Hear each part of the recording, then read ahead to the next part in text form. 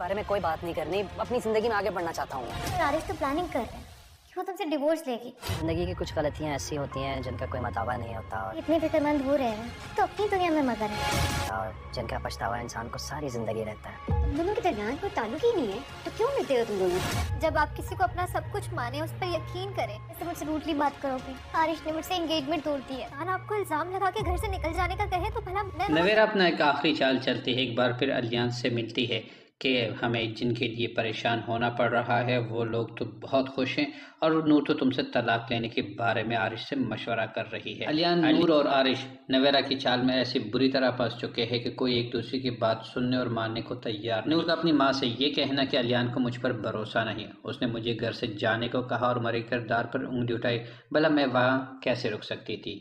वही नवेरा आरिश से मिलती है लेकिन अनीला उसे डांटते हैं कि तुम्हारा आरिश से कोई रिश्ता नहीं, अब उससे क्यों मिलती हो। वही अलियान नूर को तलाक देने के बारे में सोचता ही नहीं, लेकिन नवेरा की बातों सुनकर अब वो फैसला लेता है। दूसरी जानिब एहतेशाम अलियान को समझाता है कि तुम कोई जल्दबाजी मत करना, ऐसा ना हो जल्दबाजी में लिए गए फैसले पर तुम्हें पछतावे के अलावा और कुछ ना मिले।